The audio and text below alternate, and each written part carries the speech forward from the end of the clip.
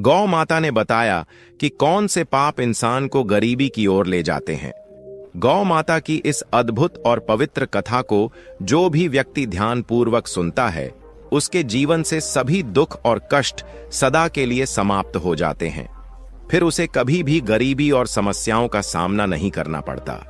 प्रिय दर्शकों, यह कथा आपकी पारिवारिक परेशानियों का समाधान बन सकती है। इसे देखने मात्र से आपके परिवार की सारी समस्याएं दूर हो सकती हैं। नमस्कार प्रिय दर्शकों, हर हर महादेव। आज की कथा आरंभ करने से पहले आपसे एक निवेदन है। गरुड़ पुराण में कहा गया है कि जो भी कथा या शिक्षा बीच में छोड़ दी जाती है, वह व्यक्ति के लिए पाप का कारण बनती है। इसलिए कृपया इस कथा को अंत तक अवश्य सुनें। यदि आप एक सच्चे सनातनी हैं और भगवान श्री राम में अटूट आस्था रखते हैं, तो अभी इस वीडियो को लाइक करें, चैनल को सब्सक्राइब करें और कमेंट में जय श्री राम लिखकर अपना समर्थन दिखाएं। तो चलिए प्रिय दर्शकों, बिना किसी विलंब के आज की प्रेरणादायक कथा शुरू करते हैं। प्रिय भक्तों, आज की कथा बहुत ही हृदयस्पर्शी है। इसमें हम जानेंगे कि गौ माता ने इंसान के कौन से पापों को उसकी गरीबी और दुख का कारण बताया है। साथ ही यह भी जानेंगे कि वे कौन से 3 लोग हैं जिनकी वजह से घर में हमेशा कष्ट और अशांति बनी रहती है। जिस घर में इन 3 लोगों का वास होता है, वहां मां लक्ष्मी का कभी प्रवेश नहीं होता। प्रिय भक्तों, एक समय की बात है जब भगवान शिव और माता पार्वती कैलाश पर्वत पर विराजमान थे। शांत और दिव्य वातावरण में दोनों पृथ्वी लोक के सौंदर्य का आनंद ले रहे थे। तभी माता पार्वती ने भगवान शिव से कहा, हे नाथ, हमें पृथ्वी लोक पर भ्रमण किए हुए बहुत समय हो गया है। मेरा मन कहता है कि आज हमें वहां जाकर भ्रमण करना चाहिए। भगवान शिव मुस्कुराते हुए बोले, हे उमा, तुमने सही कहा। आज हमें पृथ्वी लोक पर जाकर देखना चाहिए कि वहां क्या हो रहा है। यह कहकर भगवान शिव और माता पार्वती पृथ्वी लोक पर प्रकट हुए और एक सुंदर बगीचे में एक विशाल वृक्ष की छाया में बैठ गए। वहां चारों ओर हरी भरी घास फैली हुई थी और कई गायें उस घास को चर रही थीं। तभी उनमें से एक गौ माता भगवान शिव और माता पार्वती के पास आकर खड़ी हो गई। गौ माता ने विनम्रता से झुककर कहा, हे देव, आपके दर्शन पाकर मैं धन्य हो गई। मेरे मन में एक प्रश्न है जिसका उत्तर मुझे अब तक किसी भी संत या ज्ञानी से नहीं मिल सका। कृपया मेरे इस प्रश्न का उत्तर दें। भगवान शिव ने गौ माता से कहा, पूछो गौ माता, तुम्हारे मन में क्या प्रश्न है। गौ माता ने कहा, हे प्रभु, इंसान को किस पाप के कारण गरीबी का सामना करना पड़ता है, और वे 3 लोग कौन हैं जिनके प्रभाव से घर का सर्वनाश हो जाता है। क्या मनुष्य को केवल उसके भाग्य के कारण अमीरी या गरीबी मिलती है। भगवान शिव मुस्कुराते हुए बोले, हे गौ माता, तुम्हारा प्रश्न अत्यंत महत्वपूर्ण है और मैं तुम्हें इसका उत्तर अवश्य दूंगा। यह पूर्ण सत्य नहीं है कि केवल भाग्य ही इंसान की गरीबी और अमीरी का कारण होता है। इसके पीछे कुछ अन्य कारण भी होते हैं।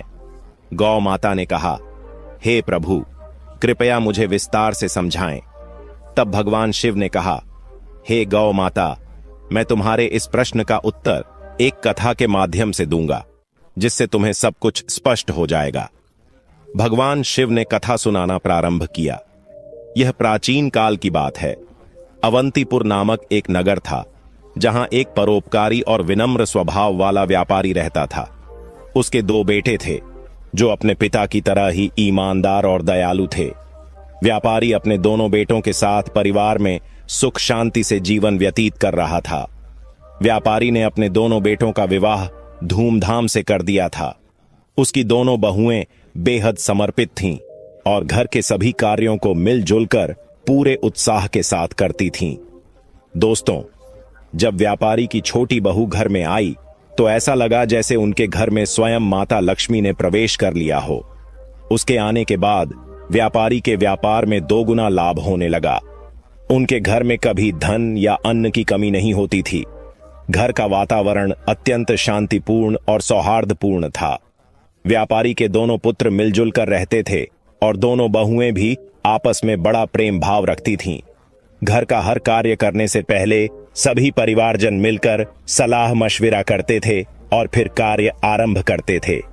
व्यापारी का व्यापार भी दिन प्रतिदिन उन्नति कर रहा था। एक दिन व्यापारी ने अपने दोनों बेटों और बहुओं को बुलाकर कहा, पुत्रों, अब मुझसे व्यापार का काम संभालना कठिन हो गया है, इसलिए आज से मैं यह जिम्मेदारी तुम दोनों को सौंपता हूं। पिता की बात मानकर दोनों पुत्रों ने बड़े मनोयोग से व्यापार की बागडोर संभाल ली। व्यापारी को यह देखकर संतोष होता था कि उसका परिवार प्रेम और सद्भाव से रह रहा है। उसके दोनों बेटे व्यापार में निपुणता दिखा रहे थे और दोनों बहुएं भी घर में सुख शांति बनाए हुए थीं। यह सब देखकर व्यापारी निश्चिंत होकर चैन की नींद सोता था। लेकिन दोस्तों, व्यापारी के सुखमय जीवन को देखकर नगर के अन्य लोग उससे ईर्ष्या करने लगे थे। वे सोचते थे कि व्यापारी का जीवन कितना आरामदायक और सुखद है। व्यापार दिन ब दिन प्रगति कर रहा है और उसके परिवार में कोई झगड़ा या परेशानी नहीं है। यह देखकर नगरवासियों के मन में जलन होने लगी। भगवान शिव ने गौ माता से कहा, हे गौ माता, जैसे एक बड़ी मछली तालाब में छोटी मछलियों को फलते फूलते देखकर भयभीत होकर उन्हें निगलने की कोशिश करती है, वैसे ही मनुष्य दूसरों की प्रगति देखकर उन्हें पीछे खींचने का प्रयास करता है। इंसान अपनी सफलता से जितना प्रसन्न नहीं होता, उससे अधिक वह दूसरों की तरक्की देखकर बेचैन हो जाता है। एक विद्वान ने ठीक ही कहा है कि मनुष्य अपने दुख से उतना परेशान नहीं होता जितना वह दूसरों के सुख से व्यथित होता है। इसी जलन के कारण नगरवासी व्यापारी के प्रति षड्यंत्र रचने लगे। उन्होंने सोचा कि किस प्रकार उसके जीवन को कष्टपूर्ण बना दिया जाए। नगर के कुछ लोग व्यापारी के कुल पुरोहित के पास गए और बोले, हे पुरोहित जी, आप यहां अभाव में जीवन व्यतीत कर रहे हैं, जबकि आपका यजमान ऐश्वर्य और वैभव से परिपूर्ण जीवन बिता रहा है। वह अपनी बहुओं के हाथ का स्वादिष्ट भोजन कर रहा है और सुख संपत्ति का आनंद ले रहा है। पुरोहित ने कहा, आप लोग यह सब क्यों कह रहे हैं? आपकी बात का अभिप्राय क्या है? तब नगरवासियों ने बताया, पुरोहित जी, याद कीजिए, व्यापारी ने आपको आखिरी बार अपने घर कब बुलाया था? अगर वह आपको यज्ञ और पूजा के लिए नहीं बुलाएगा तो आपकी आय कैसे होगी? आपको दान दक्षिणा कैसे मिलेगी? यदि यह स्थिति बनी रही तो आप और आपके परिवार को भूखा रहना पड़ेगा। पुरोहित ने यह बात सुनकर सोचा, यह तो सच है। व्यापारी ने बहुत समय से मुझे अपने घर आमंत्रित नहीं किया है। उसका जीवन सुखमय है, लेकिन मेरा जीवन कठिनाई से गुजर रहा है। यह सोचकर पुरोहित भी बेचैन हो गया। नगरवासियों ने पुरोहित से कहा, अगर आप चाहते हैं कि आपका जीवन सुखद बने और आपको दान दक्षिणा मिले, तो आपको ऐसा उपाय करना होगा जिससे आपके यजमान के घर में कुछ कठिनाइयां आएं। जब उसके घर में अशांति होगी, तभी वह आपसे समाधान मांगने आएगा और आपको हवन पूजन के लिए बुलाएगा। इतना कहकर नगरवासी पुरोहित को भड़काकर अपने अपने घर चले गए। नगरवासियों की बातों से प्रभावित होकर वह पुरोहित चिंता में डूब गया और सोचने लगा, अब मैं ऐसा क्या उपाय करूं जिससे व्यापारी के घर में कलह और उसके व्यापार में हानि होने लगे। तभी वह पुरोहित अपने गुरु के पास सलाह लेने गया और उनसे कहा, हे गुरुदेव, कृपया मेरी सहायता करें। यदि आप मेरी मदद नहीं करेंगे तो मेरा परिवार भूखों मर जाएगा। जैसे एक मछली का जीवन तालाब के पानी पर निर्भर करता है, वैसे ही पुरोहितों और पंडितों का जीवन उनके यजमानों पर आधारित होता है। यदि यजमान के घर में कोई समस्या नहीं होगी और वे हमें पूजा पाठ के लिए नहीं बुलाएंगे तो हमारा गुजारा कैसे होगा? हम धन कैसे अर्जित करेंगे? गुरु ने उसकी समस्या सुनकर कहा, हे शिष्य, चिंता मत करो। मुझे बताओ कि तुम्हारी समस्या क्या है, मैं अवश्य इसका समाधान करूंगा। पुरोहित ने उत्तर दिया, हे गुरुदेव, मैं चाहता हूं कि व्यापारी के जीवन में कुछ समस्याएं आएं, उसके घर में कलह हो और उसके व्यापार में हानि हो, तभी वह मुझे अपने घर पूजा पाठ के लिए बुलाएगा। गुरु ने ध्यान पूर्वक सुनकर कहा, हे शिष्य, व्यापारी के सुखद जीवन का मुख्य कारण उसकी छोटी बहू है। वह भगवान विष्णु और माता लक्ष्मी की नित्य पूजा करती है, जिसके कारण उनके घर पर दिव्य कृपा बनी हुई है। जब से वह बहू इस घर में आई है, तब से व्यापारी का जीवन धन धान्य से परिपूर्ण और सुखमय हो गया है। ऐसी धार्मिक और गुणवान स्त्री जिस घर में होती है, वहां कभी अभाव नहीं होता। यह सुनकर पुरोहित ने कहा, हे गुरुदेव, यदि ऐसा है तो क्या कोई उपाय है जिससे व्यापारी के घर में अशांति और व्यापार में हानि हो सके? गुरु ने कहा, तुम चिंता मत करो, तुम्हें बस एक सरल उपाय करना है। व्यापारी के घर जाओ और उससे एक पीतल का लोटा मांग लो। उस लोटे को अपने घर ले जाकर रख लेना। जब तुम ऐसा करोगे तो कुछ ही समय में व्यापारी के व्यापार में हानि होने लगेगी और उसके घर में कलह शुरू हो जाएगी। उसके बेटे आपस में झगड़ने लगेंगे और उसके जीवन में कष्ट बढ़ जाएंगे। तब वह तुम्हें अपने घर पूजा पाठ के लिए बुलाएगा। गुरु की सलाह सुनने के बाद पुरोहित ने उनका धन्यवाद किया और अपने घर लौट आया। अगले दिन सुबह स्नान ध्यान करने के बाद वह व्यापारी के घर पहुंचा। व्यापारी उस समय आराम कर रहा था। पुरोहित की आवाज सुनकर वह बाहर आया और अपने कुल पुरोहित को देखकर अत्यंत प्रसन्न हुआ। उसने उनका स्वागत किया और कहा, आइए पुरोहित जी, इतने दिनों बाद आपके दर्शन हुए हैं। सब कुशल मंगल है ना? पुरोहित ने जवाब दिया, सब ठीक है, बस इधर से गुजर रहा था तो सोचा कि आपसे मिल लूं। फिर वह अपनी मीठी बातों में व्यापारी को फंसाने लगा। कुछ देर बाद उसने कहा, व्यापारी जी, मुझे थोड़ा पानी दीजिए। व्यापारी पानी लाने के लिए जाने लगा। तभी पुरोहित ने कहा, पानी पीतल के लोटे में लाइए। व्यापारी मुस्कुराते हुए बोला, जैसा आप कहें पुरोहित जी। इतना कहकर व्यापारी अंदर चला गया। इधर उसकी छोटी बहू, जो अत्यंत चतुर और समझदार थी, वास्तुशास्त्र का थोड़ा ज्ञान भी रखती थी, जब उसने देखा कि व्यापारी पीतल का लोटा लेकर जा रहा है तो तुरंत उसके पास आई और कहा, पिताजी, यह लोटा थोड़ी देर के लिए मुझे दे दीजिए, मैं इसे जल्दी ही लौटा दूंगी। व्यापारी ने सहर्ष लोटा उसे दे दिया। छोटी बहू ने उस लोटे का पानी निकालकर अपनी गौ माता को पिला दिया और फिर उसमें नया पानी भरकर लौटा वापस ससुर को दे दिया। व्यापारी ने वह पानी पुरोहित को दिया। पानी पीने के बाद पुरोहित ने कहा, व्यापारी जी, यह पीतल का लोटा बहुत अच्छा है, क्या आप इसे मुझे दे सकते हैं? व्यापारी हंसते हुए बोला, पुरोहित जी, यह तो बहुत छोटी बात है, आप इसे अपने साथ ले जाइए। पुरोहित मन ही मन प्रसन्न हुआ और सोचने लगा, आज मैंने व्यापारी के सुख चयन पर प्रहार कर दिया है, अब उसके घर की खुशियां समाप्त हो जाएंगी। पुरोहित लौटा लेकर अपने घर लौट आया और उसे एक कोने में रखकर सोचने लगा, अब कुछ ही दिनों में व्यापारी मुझे बुलाएगा, उसके घर में कलह मचेगा और व्यापार में नुकसान होगा। तब मैं पूजा पाठ करके उससे अच्छी दक्षिणा प्राप्त करूंगा। इन ख्यालों से पुरोहित बेहद प्रसन्न था और बेसब्री से इंतजार करने लगा कि व्यापारी कब उसे बुलाता है। दिन बीतते गए, लेकिन 20 दिनों के बाद भी व्यापारी की ओर से कोई बुलावा नहीं आया। पुरोहित थक कर पुनः अपने गुरु के पास गया और बोला, हे गुरुदेव, मैंने आपके निर्देशानुसार व्यापारी से पीतल का लोटा मांग लिया था, लेकिन अब 20 दिन बीत चुके हैं और व्यापारी के जीवन में कोई समस्या नहीं आई है। वह तो पहले की तरह सुख शांति के साथ अपना जीवन व्यतीत कर रहा है। गुरु ने यह सुनकर अपनी दिव्य दृष्टि का उपयोग किया और आंखें बंद करके स्थिति का अवलोकन किया। फिर उन्होंने कहा, हे शिष्य, मैंने पहले ही तुम्हें बताया था कि व्यापारी की छोटी बहू बहुत चतुर और समझदार है, उसे वास्तुशास्त्र का ज्ञान है।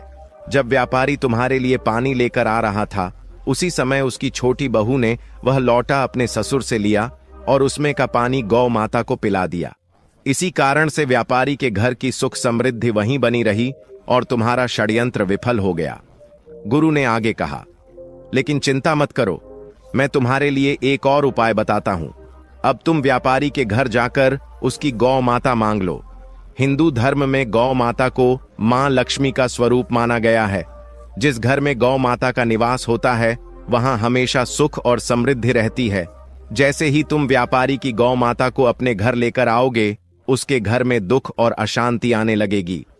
गुरु की बात सुनकर पुरोहित फिर से उत्साहित हो गया। उसने गुरु का धन्यवाद किया और घर लौटकर अगले दिन का इंतजार करने लगा।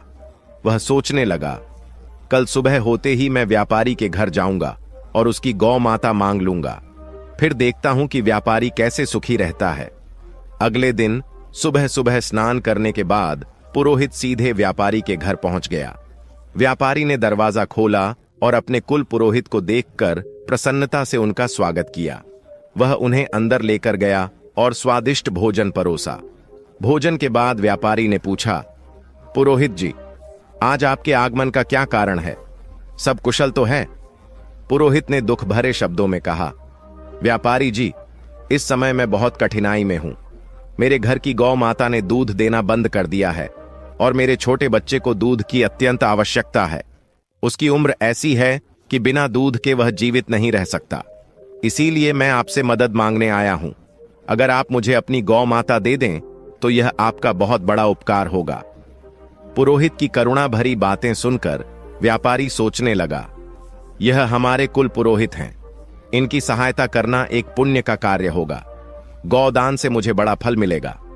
ऐसा विचार कर व्यापारी ने कहा, पुरोहित जी, आप चिंता न करें, मैं आपको गौ माता दे देता हूं। व्यापारी गौ माता को लेने के लिए जाने लगा। जैसे ही वह गौ माता को लेकर पुरोहित की ओर बढ़ा, उसकी छोटी बहू तेजी से वहां आई और ससुर को रोकते हुए बोली, पिताजी, यह गौ माता कहां ले जा रहे हैं? व्यापारी ने उत्तर दिया, बेटी, हमारे कुल पुरोहित आए हैं। उनकी गौ माता ने दूध देना बंद कर दिया है। वे हमारी गौ माता मांग रहे हैं, इसलिए मैं उन्हें देने जा रहा हूं। छोटी बहू ने समझदारी से जवाब दिया, पिताजी, कृपया थोड़ी देर रुकें, मैं अभी आती हूं। वह अंदर गई और एक कटोरी में हल्दी और चंदन का रंग घोल कर लाई। उसने गौ माता की सींग पर वह रंग लगा दिया और शेष रंग को घर के मंदिर के पास रख दिया। फिर वह ससुर से बोली, पिताजी, अब आप इस गौ माता को पुरोहित जी को दे सकते हैं। छोटी बहू की समझदारी ने व्यापारी के घर की समृद्धि को एक बार फिर सुरक्षित कर दिया। पुरोहित व्यापारी से गौ माता लेकर अपने घर लौट आता है और उसे खुशी खुशी अपने आंगन में बांध देता है। वह सोचता है, अब कुछ ही दिनों में व्यापारी को अपने घर की समस्याओं का सामना करना पड़ेगा और वह मुझे पूजा पाठ के लिए बुलाएगा। इस विचार से पुरोहित मन ही मन प्रसन्न होता है और व्यापारी के बुलावे का बेसब्री से इंतजार करने लगता है। लेकिन कई दिन बीतने के बाद भी व्यापारी की ओर से कोई संदेश नहीं आता। पुरोहित को यह असहज लगने लगा।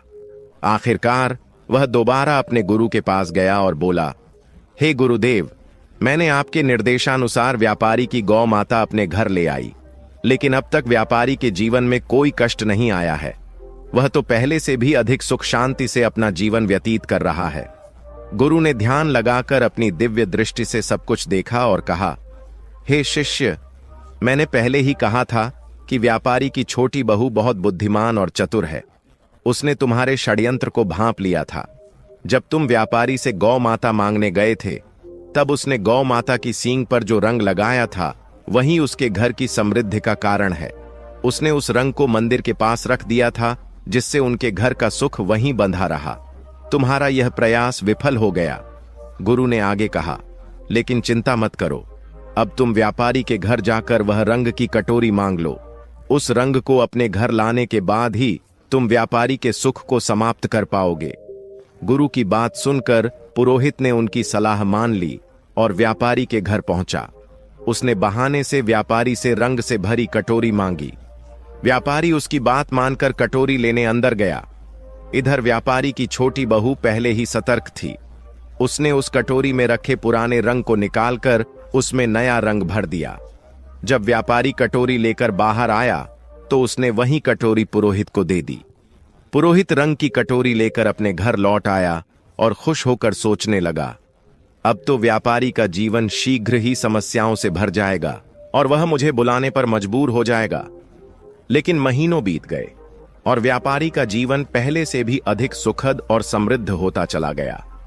थक हार कर पुरोहित फिर से अपने गुरु के पास गया और बोला, हे गुरुदेव, मैंने आपके कहे अनुसार रंग की कटोरी भी व्यापारी के घर से ले आई, लेकिन उसका जीवन पहले से भी अधिक सुखी हो गया है।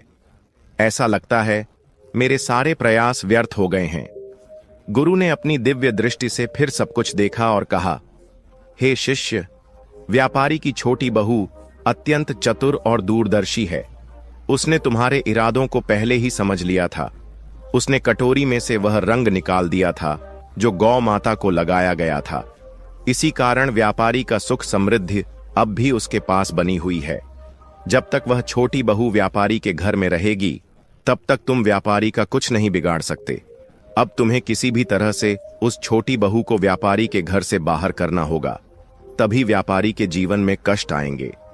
गुरु की यह बात पुरोहित की समझ में आ गई।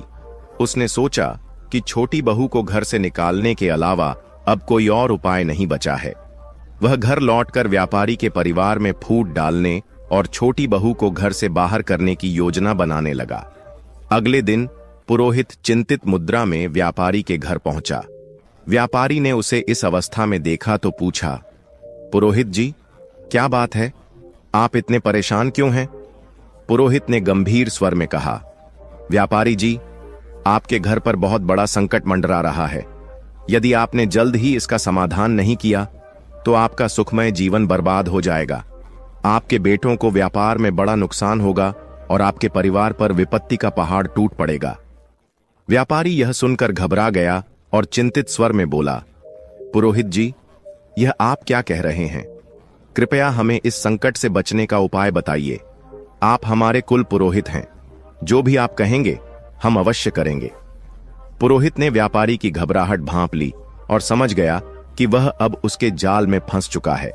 उसने कहा, इस संकट से बचने का एक ही उपाय है।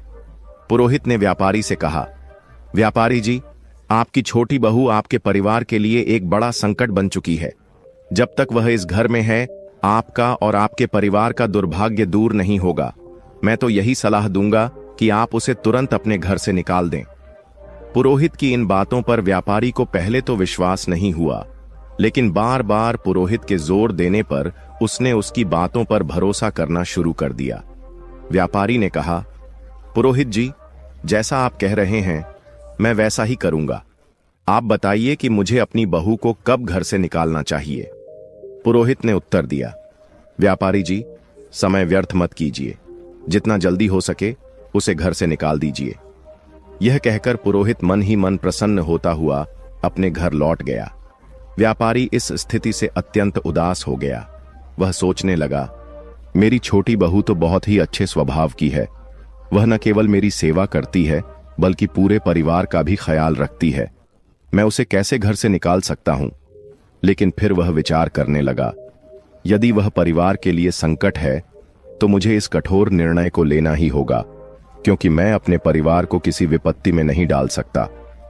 यह सोचकर व्यापारी अपनी छोटी बहू के पास गया और दुखी मन से बोला, बहू, मुझे बहुत दुख है, लेकिन तुम्हें इस घर को आज ही छोड़ना होगा। तुम्हारे कारण हमारे परिवार पर बड़ी विपत्ति आने वाली है। ससुर की बात सुनकर बहू स्तब्ध रह गई, लेकिन वह तुरंत समझ गई कि यह सब दुष्ट पुरोहित की साजिश है। उसने नम्रता से कहा, ठीक है पिताजी, यदि यही आपकी इच्छा है तो मैं इस घर को छोड़ देती हूं। जब व्यापारी का छोटा बेटा यह सब देखता है तो वह भी गुस्से और दुख से भर जाता है। उसने अपने पिता से कहा, पिताजी, यदि मेरी पत्नी को इस घर में जगह नहीं मिल सकती तो मैं भी इस घर में नहीं रह सकता। मैं अपनी पत्नी के साथ चला जाऊंगा। छोटा बेटा और उसकी पत्नी घर छोड़कर शहर चले गए। वहां उन्होंने एक छोटे से किराए के मकान में रहना शुरू कर दिया। व्यापारी का छोटा बेटा अत्यंत मेहनती और ईमानदार था। कुछ समय बाद उसने शहर में अपना छोटा सा व्यापार शुरू किया, जो उसकी लगन और ईमानदारी के कारण तेजी से बढ़ने लगा। धीरे धीरे वे संपन्न हो गए और उन्होंने शहर में अपना खुद का घर खरीद लिया। इधर व्यापारी का घर पुरोहित की चालों के कारण बर्बादी की कगार पर आ गया। घर में हर दिन झगड़े और कलह होने लगे। व्यापारी का बड़ा बेटा, जो पहले व्यापार में मन लगाता था, बुरी संगति में फंस गया। वह बेवजह धन उड़ा रहा था और दिन रात आवारागर्दी करता था। पुरोहित पूजा पाठ के बहाने व्यापारी से लगातार धन लेता रहा और धीरे धीरे व्यापारी की सारी जमा पूंजी समाप्त हो गई। व्यापार भी पूरी तरह से बंद हो गया। अब तो स्थिति यह हो गई कि घर में खाने पीने का भी अभाव हो गया। नगरवासी व्यापारी की दुर्दशा देखकर हंसते और ताने मारते।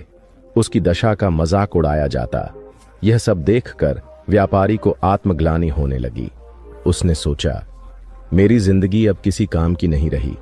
आत्महत्या के अलावा मेरे पास और कोई रास्ता नहीं बचा। इस विचार के साथ वह नदी की ओर बढ़ चला, लेकिन रास्ते में उसकी भेंट एक तेजस्वी संत से हुई। संत के मुख पर दिव्य तेज था, माथे पर चंदन का टीका था और उनके लंबे केश उन्हें अद्वितीय बनाते थे। संत को देखकर व्यापारी ने उन्हें प्रणाम किया और उदास होकर आगे बढ़ने लगा। संत ने कहा, हे पुत्र, ठहरो, तुम्हें इतनी चिंता क्यों हो रही है? क्या बात है? व्यापारी ने रुककर संत के समक्ष अपना पूरा हाल सुना दिया। उसकी बातें सुनकर संत ने तुरंत स्थिति को समझ लिया। संत बोले, हे पुत्र, तुम्हारे जीवन में सभी परेशानियां उसी दिन से शुरू हुईं जब तुमने अपनी छोटी बहू को घर से निकाला। संत महात्मा ने व्यापारी से कहा, हे पुत्र, तुम्हारे घर में यह संकट उसी दिन से शुरू हुआ जब तुमने अपनी छोटी बहू को घर से निकाला। वह साक्षात माता लक्ष्मी का स्वरूप है। उसकी भगवान के प्रति निष्ठा और नित्य पूजा पाठ के कारण तुम्हारे घर में सुख समृद्धि थी।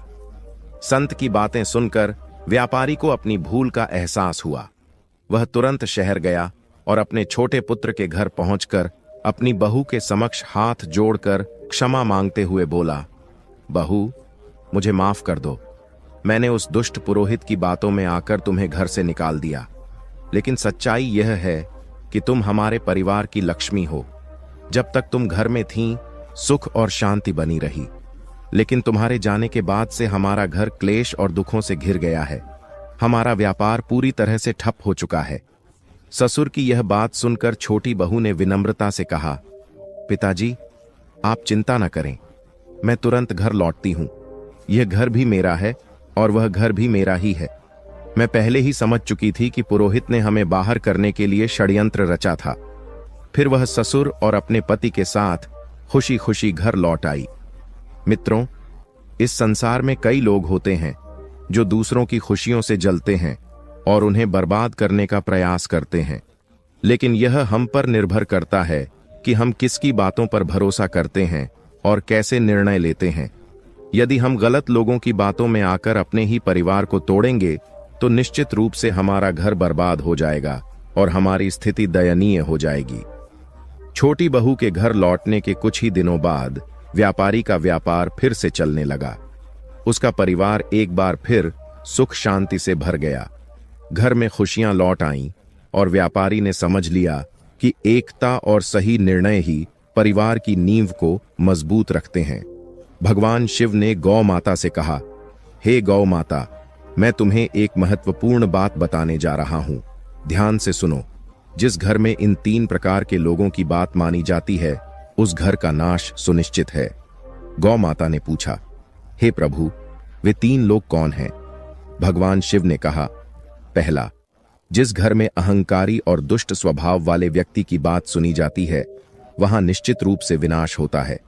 दूसरा, जिस घर में लालची, कुटिल और अनैतिक आचरण वाली स्त्री का प्रभाव हो, वहां धन कभी नहीं टिकता और वह घर सदैव दरिद्र रहता है।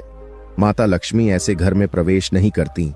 तीसरा, जिस घर में बाहरी व्यक्तियों की बातों को अधिक महत्व दिया जाता है और उनके कहे अनुसार घर चलता है, वह घर भी बर्बाद हो जाता है।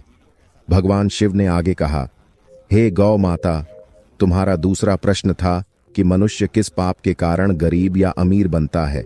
तो सुनो, गीता में भगवान श्री कृष्ण ने कहा है कि मनुष्य को कभी भी अपने विवेक, परिश्रम, बुद्धि और उद्यम पर संदेह नहीं करना चाहिए।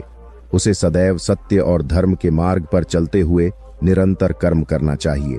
जो व्यक्ति अपने आप पर संदेह करता है और असत्य का साथ देता है, वह कभी भी सफलता प्राप्त नहीं कर सकता। गरीबी और अमीरी जीवन की धुरी है।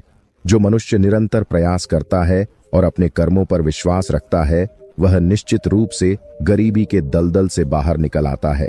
गौ माता ने यह सुनकर कहा, हे प्रभु, आपके मुख से यह कथा सुनकर मैं धन्य हो गई। प्रिय भक्तों, यह कथा हमें सिखाती है कि सच्चाई, ईमानदारी और विवेक का अनुसरण करना ही जीवन की सच्ची सफलता का मार्ग है। इस कथा के बारे में आपकी क्या राय है? कृपया अपनी अमूल्य टिप्पणियां हमें कमेंट बॉक्स में जरूर लिखें। हमें आशा है कि इस कथा ने आपको आध्यात्मिक प्रेरणा दी होगी। प्रिय दर्शकों, आगे की कथा में आपको एक ऐसा अनमोल संदेश मिलेगा जो आपके जीवन को नई दिशा प्रदान करेगा। यह कहानी पति पत्नी के पवित्र रिश्ते की गहराई और उसकी महत्ता को समझाने का प्रयास करेगी। पति पत्नी का रिश्ता संसार के सबसे अनमोल और महत्वपूर्ण बंधनों में से एक है। यह सिर्फ दो व्यक्तियों का संबंध नहीं है, बल्कि यह विश्वास, प्रेम और जिम्मेदारी का एक अटूट संगम है। यह रिश्ता तभी मजबूत बनता है जब दोनों एक दूसरे का साथ निभाएं और हर परिस्थिति में एक दूसरे के साथ खड़े रहें। लेकिन अगर इस रिश्ते में दूरियां आ जाएं, तो यह केवल दुख और पछतावा ही लेकर आता है। आज हम एक ऐसी कथा सुनाने जा रहे हैं जो पति पत्नी के रिश्ते को एक नई दृष्टि से समझने का अवसर प्रदान करेगी। यह कहानी उन स्त्रियों और पुरुषों के लिए एक संदेश है जो अपने जीवन साथी के महत्व को अनदेखा करते हैं या उनके साथ रिश्तों में लापरवाही बरतते हैं। मित्रों, यह देखा गया है कि कई बार कुछ पत्नियां अपने पति के साथ रात में सोने से कतराती है। वे उन्हें अपने पास आने से रोकती हैं और तरह तरह के बहाने बनाकर दूरी बना लेती हैं। ऐसी स्थिति केवल उनके रिश्ते को ही नहीं, बल्कि उनके पूरे जीवन को भी प्रभावित करती है। ऐसी महिलाएं अक्सर अपने निर्णयों पर पछताती हैं, लेकिन तब तक बहुत देर हो चुकी होती है। यह कथा उन महिलाओं के लिए एक चेतावनी है जो अपने रिश्तों में दूरी पैदा करती हैं। अब सवाल यह उठता है कि क्या पति पत्नी का एक साथ सोना उनके रिश्ते के लिए आवश्यक है? इस प्रश्न का उत्तर आज हम एक कथा के माध्यम से समझने का प्रयास करेंगे। प्रिय दर्शकों, यह कहा जाता है कि कुछ पत्नियां अपने पति के पास आने पर उन्हें अपमानित करती हैं, खरी खोटी सुनाती हैं और उन्हें भला बुरा कहती हैं। ऐसी महिलाओं को यह समझना चाहिए कि उनका ऐसा व्यवहार न केवल उनके पति को, बल्कि उनके स्वयं के जीवन को भी बर्बाद कर सकता है। जो स्त्री अपने पति को अपने पास आने से रोकती है, वह एक बड़ा पाप करती है। एक बार की बात है, मधुपुर नामक एक नगर था। नगर के पास एक घना जंगल था, जिसके बीच में एक सुंदर तालाब स्थित था। उस तालाब का पानी इतना स्वच्छ था कि उसमें आसमान की परछाई भी स्पष्ट रूप से दिखाई देती थीं।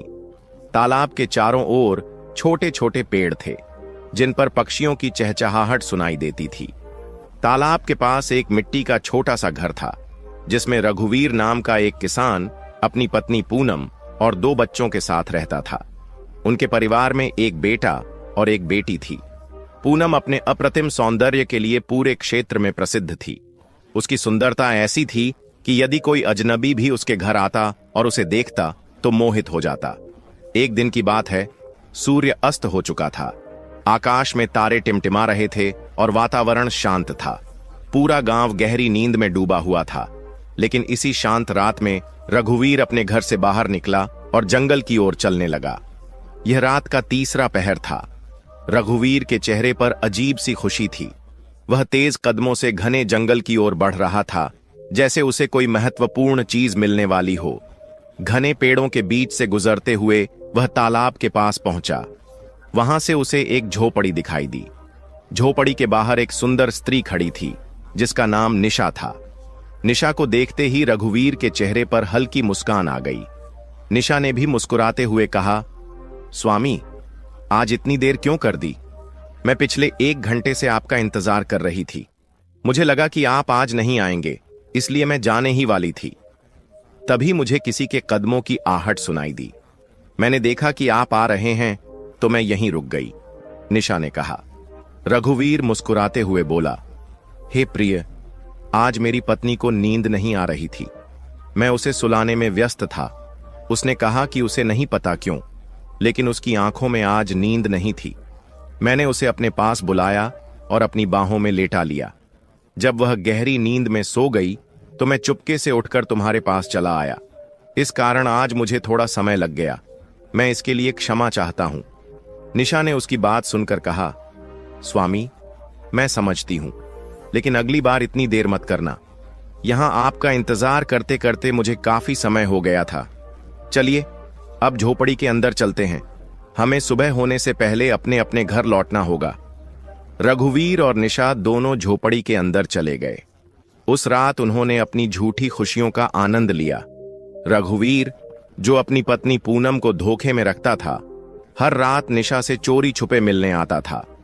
वहीं निशा भी अपने पति को धोखा देकर रघुवीर से मिलने आती थी। जब पति पत्नी के बीच भावनात्मक और शारीरिक दूरी आ जाती है, तो उनका रिश्ता बिखरने लगता है। यह सिर्फ उनके जीवन को ही नहीं बल्कि उनके बच्चों और समाज को भी प्रभावित करता है। रघुवीर और निशा दोनों अपने अपने जीवन साथी को धोखा देकर इस अनुचित रिश्ते में शामिल थे। उनका यह सिलसिला लंबे समय तक चलता रहा। लेकिन दोस्तों, यह जानना जरूरी है कि जो स्त्री अपने पति को धोखा देती है और जो पुरुष अपनी पत्नी को छलता है, उनके जीवन में इसका क्या परिणाम होता है। अब आगे की कथा में जानते हैं कि इस प्रकार के कृत्य के क्या दुष्परिणाम हो सकते हैं। इंद्रलोक का वातावरण शांत था। आकाश में तारे झिलमिला रहे थे और मंद मंद सुगंधित पवन बह रही थी। देवराज इंद्र अपने सिंहासन पर विराजमान थे और उनके चारों ओर दिव्य प्रकाश फैला हुआ था। इसी समय आकाश मार्ग से गरुड़ महाराज अपने विशाल पंखों की गति से उड़ते हुए नारायण नारायण का जाप करते हुए इंद्रलोक पहुंचे। उन्होंने देवराज इंद्र को प्रणाम किया और हाथ जोड़कर कहा, हे देवराज, मैं पृथ्वी लोक से लौट रहा हूं। वहां मैंने एक ऐसी घटना देखी जिसने मेरे मन में अनेक प्रश्न उत्पन्न कर दिए हैं। कृपा करके इन प्रश्नों का समाधान करें। देवराज इंद्र ने गरुड़ को स्नेहपूर्वक देखा और कहा, हे गरुड़, तुम इतने व्यथित क्यों हो? कौन सी बात तुम्हें परेशान कर रही है? निसंकोच अपनी बात मुझसे कहो। गरुड़ ने नम्रता से कहा, हे देवराज, जब मैं पृथ्वी लोक पर भ्रमण कर रहा था तो मैंने एक विचित्र दृश्य देखा। एक स्त्री जो अपने पति और बच्चों के साथ रहती थी, रात के समय अपने पति और बच्चों को धोखा देकर घर से निकल गई। उसने अपने पति को सुलाया और जंगल की ओर चल पड़ी। वहां वह एक झोपड़ी के पास खड़ी थी, जैसे किसी पुरुष का इंतजार कर रही हो। दूसरी ओर एक पुरुष जो अपने परिवार का मुखिया था, वह भी अपनी पत्नी और बच्चों को धोखा देकर जंगल के रास्ते से उसी झोपड़ी में पहुंचा। मैंने देखा कि वह स्त्री और वह पुरुष, जो दोनों अपने अपने परिवारों के लिए जिम्मेदार थे, एक दूसरे से मिलकर अनैतिक संबंध बना रहे थे। यह दृश्य देखकर मेरा मन विचलित हो गया। गरुड़ ने आगे कहा, हे देवराज, मैं यह समझने में असमर्थ हूं कि ऐसे लोग जो अपने जीवन साथी और बच्चों को धोखा देकर इस प्रकार का कृत्य करते हैं, उनके जीवन में क्या परिणाम होंगे। यह कलयुग का प्रभाव है या मानव मन की विकृति? कृपया मेरे इन प्रश्नों का उत्तर दें। देवराज इंद्र ने गरुड़ की बात ध्यान से सुनी और उन्हें शांत रहने का संकेत दिया। फिर बोले, हे गरुड़, तुम इतने व्याकुल क्यों हो? यह कलयुग है और इसमें इस प्रकार के कृत्य असामान्य नहीं है। कलयुग में मनुष्य अपनी इच्छाओं, वासनाओं और स्वार्थ के अधीन हो जाता है। यही उनके पतन का मुख्य कारण है। उन्होंने आगे कहा, तुम्हारे प्रश्न अत्यंत महत्वपूर्ण हैं। ये प्रश्न न केवल मानव जीवन के लिए बल्कि उनके नैतिक मूल्यों और समाज के लिए भी गहन चिंतन का विषय है। इन घटनाओं का परिणाम केवल उन व्यक्तियों तक सीमित नहीं रहता, बल्कि उनके परिवार और समाज पर भी गहरा प्रभाव डालता है। देवराज इंद्र ने गरुड़ की ओर देखा और मुस्कुराते हुए कहा, हे गरुड़, तुम्हारे प्रश्न अत्यंत महत्वपूर्ण हैं। ये न केवल स्त्रियों के लिए बल्कि पुरुषों के लिए भी उतने ही प्रासंगिक हैं। पति पत्नी के रिश्ते में संतुलन, प्रेम और जिम्मेदारी का होना अनिवार्य है। यदि इनमें से कोई एक अपने कर्तव्यों को भूल जाए तो इसका परिणाम पूरे परिवार और समाज पर गहरा प्रभाव डालता है। अब मैं तुम्हारे प्रश्नों का उत्तर एक कथा के माध्यम से दूंगा। इसे ध्यानपूर्वक सुनो और इसे मानव जाति के कल्याण के लिए उपयोग करो। गरुड़ ने कहा, हे देवराज, कृपया विस्तार से बताएं। देवराज इंद्र ने कथा आरंभ की। एक समय की बात है। सुजानगढ़ नामक नगर में सुभाष नाम का एक धनवान व्यापारी रहता था। वह अपनी मेहनत और चतुराई से खूब धन कमाता था। सुभाष अनाज को किसानों से कम दाम पर खरीदता और ऊंचे दामों पर व्यापारियों को बेचता। इस प्रकार उसकी संपत्ति दिन ब दिन बढ़ती गई।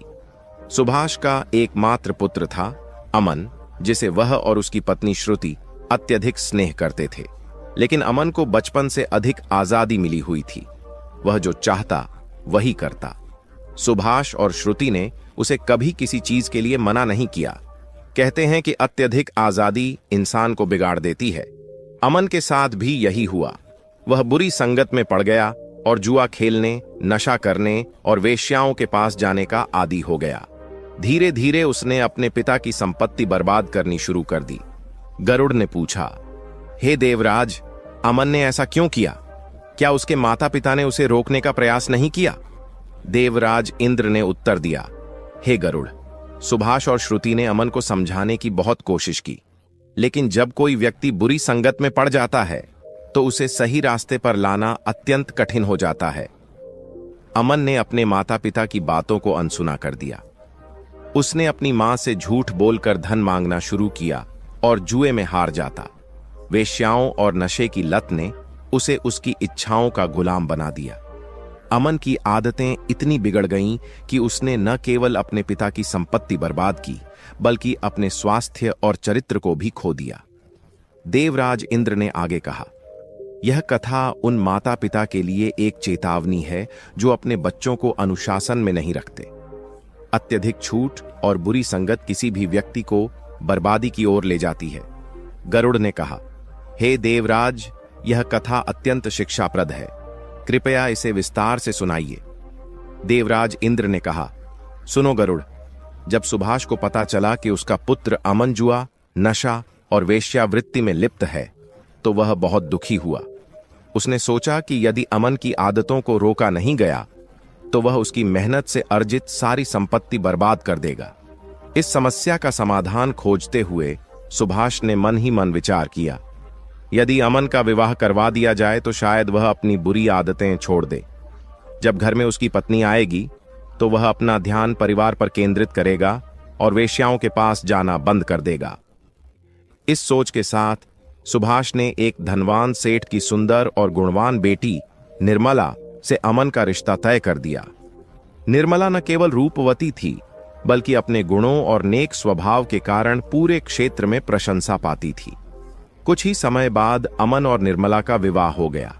विवाह के बाद अमन का व्यवहार बदलने लगा। निर्मला की सुंदरता और उसके गुणों ने अमन को गहराई से प्रभावित किया। उसने वेश्याओं के पास जाना पूरी तरह से छोड़ दिया और अब घर पर ही रहने लगा। कुछ समय तक सब कुछ सही चलता रहा। निर्मला ने अपनी अच्छाइयों और प्रेम से अमन को सुधारने का हर संभव प्रयास किया, लेकिन समय कभी किसी के लिए रुकता नहीं। अमन के माता पिता वृद्ध हो चुके थे और एक दिन वृद्धावस्था के कारण उन्होंने इस संसार को त्याग दिया। उनके जाने के बाद अमन पर कोई मार्गदर्शन करने वाला नहीं बचा। निर्मला के साथ रहते हुए अमन ने वेश्याओं का साथ तो छोड़ दिया, लेकिन उसकी जुए की लत अभी भी बनी हुई थी। यह लत धीरे धीरे उसे बर्बादी की ओर ले जाने लगी। कुछ ही समय में अमन ने अपने पिता की वर्षों की मेहनत से अर्जित सारी संपत्ति जुए में हार दी। अब उसके पास ना तो धन बचा था और ना ही कोई हुनर। वह पूरी तरह से कंगाल हो चुका था। एक दिन निर्मला ने उससे कहा, स्वामी, अब तो हमारे पास खाने के लिए भी कुछ नहीं बचा है। कृपया कोई नौकरी खोजिए ताकि हम अपना गुजारा कर सकें। पर कहते हैं कि ज्ञान और कौशल ही इंसान की असली पहचान होते हैं। अगर कोई व्यक्ति राजा के पास नौकरी मांगने जाता है तो राजा सबसे पहले यही पूछता है कि उस व्यक्ति के पास क्या हुनर और योग्यताएं हैं।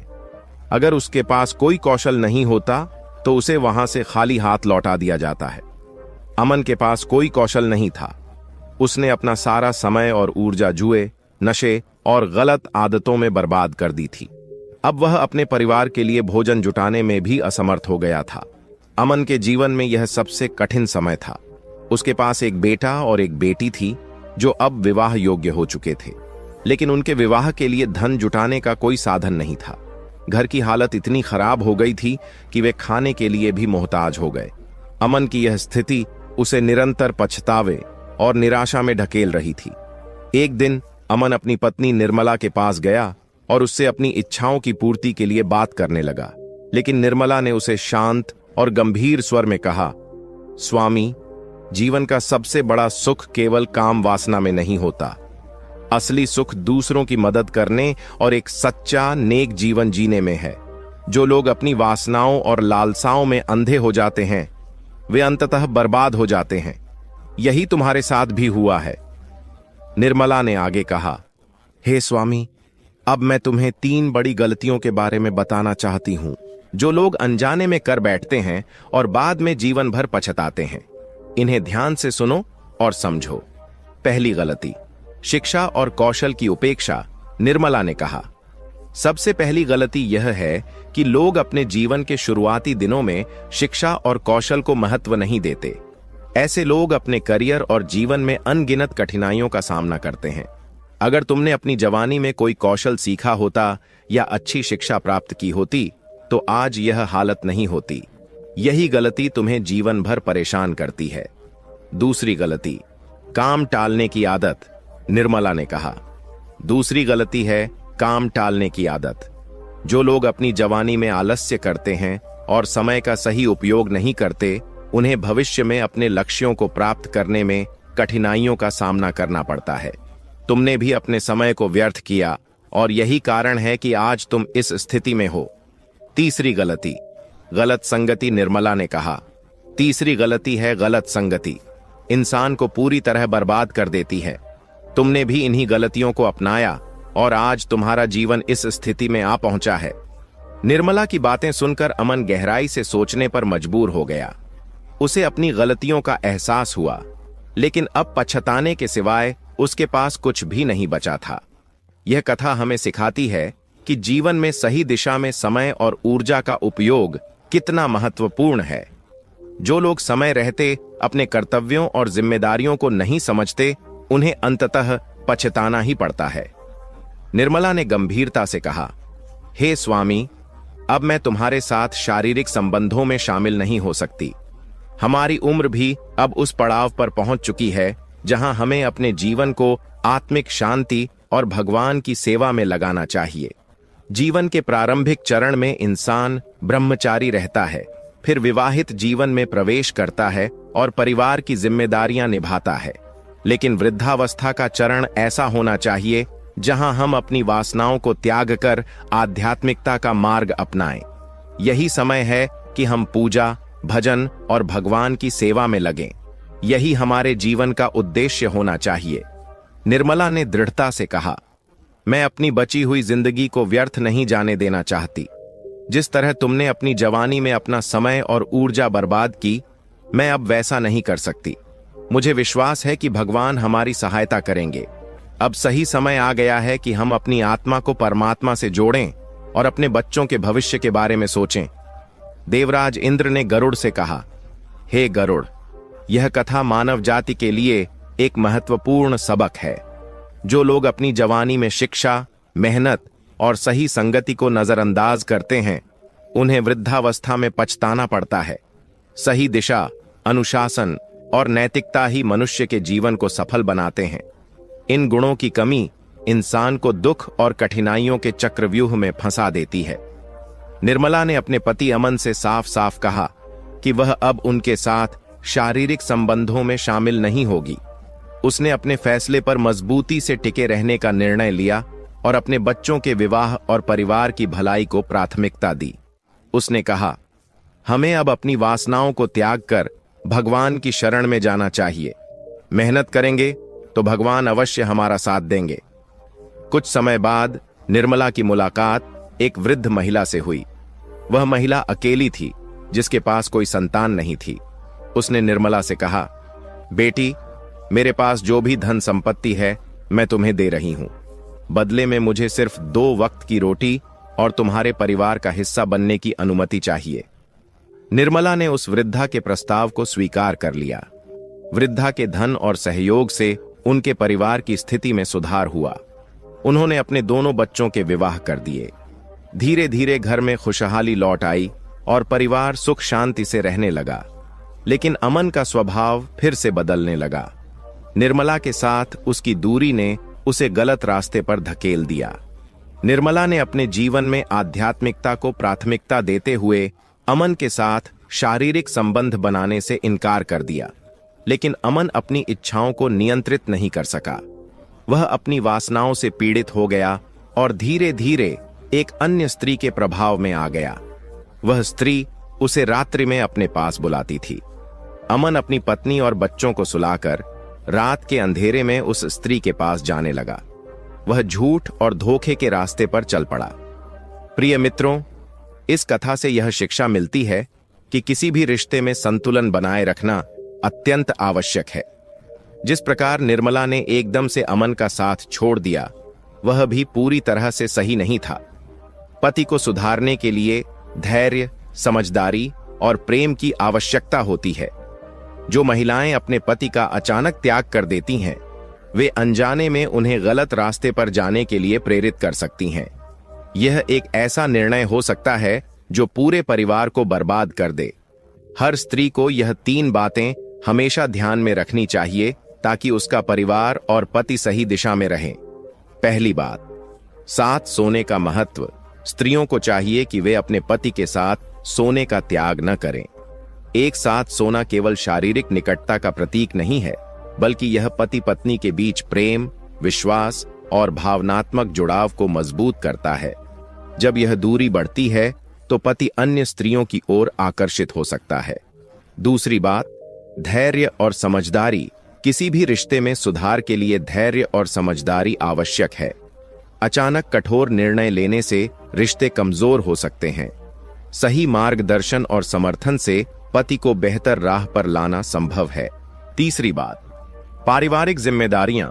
हर स्त्री को अपने परिवार की जिम्मेदारियों को प्राथमिकता देनी चाहिए। रिश्तों में संतुलन बनाए रखना और अपनी भूमिका को निभाना पूरे परिवार को खुशहाल और एकजुट रखता है। पति पत्नी का रिश्ता जीवन रूपी गाड़ी के 2 पहियों के समान है। यदि एक पहिया पटरी से उतर जाए तो गाड़ी चलना कठिन हो जाता है। इसलिए रिश्ते में सामंजस्य और सहयोग बनाए रखना ही एक सुखी जीवन की कुंजी है। इसलिए स्त्रियों को चाहिए कि वे अपने रिश्ते की गरिमा बनाए रखें और इसे मजबूती प्रदान करें। पहली बात, पति की इच्छाओं का सम्मान करें। काम क्रीड़ा पति पत्नी के रिश्ते का एक स्वाभाविक और महत्वपूर्ण हिस्सा है। यदि कोई स्त्री अपने पति की भावनाओं और इच्छाओं को पूरी तरह अनदेखा करती है और उससे दूरी बनाती है, तो पति पराई स्त्रियों की ओर आकर्षित हो सकता है। लेकिन जो स्त्रियां अपने पति की भावनाओं का सम्मान करते हुए धैर्य और समझदारी से उसे सही रास्ते पर लाती हैं, वे परिवार और समाज दोनों के लिए आदर्श बन जाती हैं। पति को सही दिशा दिखाना और उसका मार्गदर्शन करना स्त्री का नैतिक दायित्व है। दूसरी बात, पति को सही राह पर लाने का प्रयास करें। यदि पति किसी बुरी आदत या वासना में फंसा हुआ है, तो स्त्री को उसे सुधारने का प्रयास करना चाहिए। उसे अच्छे सत्संग में ले जाना, धार्मिक चर्चा सुनाना और मंदिर या आध्यात्मिक स्थानों पर ले जाना ऐसे उपाय हैं जो किसी भी व्यक्ति को सुधार सकते हैं। स्त्री को अपने पति की कमजोरियों को समझते हुए धैर्यपूर्वक उसे सही दिशा में ले जाने का प्रयास करना चाहिए।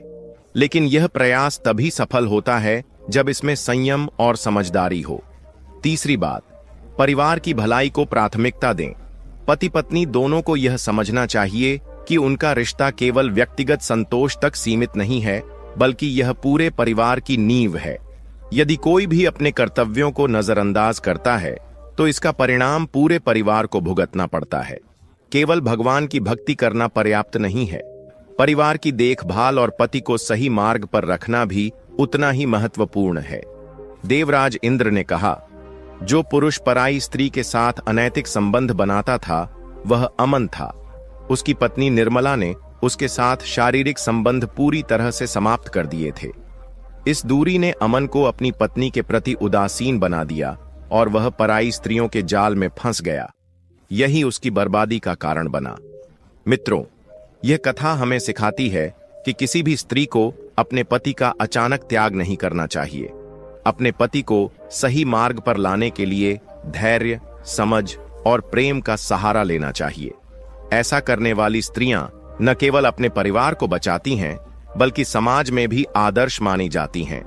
गरुड़ ने यह कथा सुनने के बाद प्रसन्न होकर कहा, हे देवराज, आपने मेरे सभी प्रश्नों का समाधान कर दिया।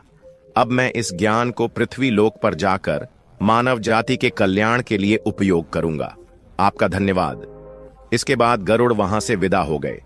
यह कथा हमें सिखाती है कि पति पत्नी का रिश्ता केवल साथ रहने का नाम नहीं है, बल्कि यह एक दूसरे को समझने, सहयोग करने और सही दिशा दिखाने का माध्यम है।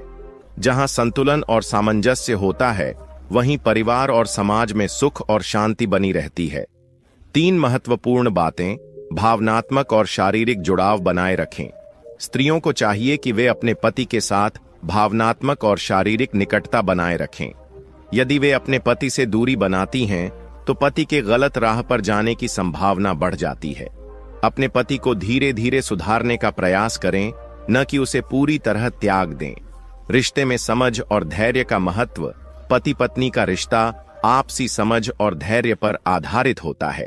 यदि पति किसी बुरी आदत में फंसा है तो संयम और सही मार्गदर्शन से उसे सुधारने की कोशिश करें। उसे अनदेखा करना या पूरी तरह त्याग देना उचित समाधान नहीं है। परिवार की भलाई को प्राथमिकता दें। किसी भी परिस्थिति में परिवार की भलाई सबसे महत्वपूर्ण होनी चाहिए। पति पत्नी दोनों को एक दूसरे का सहयोग करना चाहिए और अपने बच्चों के लिए आदर्श बनना चाहिए। यदि परिवार टूटता है तो इसका असर न केवल बच्चों पर बल्कि पूरे समाज पर पड़ता है। प्रिय भक्तों, इस कथा के बारे में आपके क्या विचार हैं? कृपया अपनी अमूल्य राय हमें कमेंट बॉक्स में जरूर बताएं। हमें उम्मीद है कि यह कथा आपको प्रेरणादायक लगी होगी और आपके जीवन में नई सोच लेकर आई होगी। अगर यह कथा आपको अच्छी लगी हो तो कृपया इस वीडियो को लाइक करें और इस ज्ञानवर्धक संदेश को अधिक से अधिक लोगों तक पहुंचाने के लिए इसे अपने मित्रों और परिवार के साथ साझा करें। साथ ही कमेंट सेक्शन में जय श्री कृष्णा लिखकर अपनी श्रद्धा प्रकट करें। इस वीडियो को अंत तक देखने के लिए आप सभी का दिल से धन्यवाद।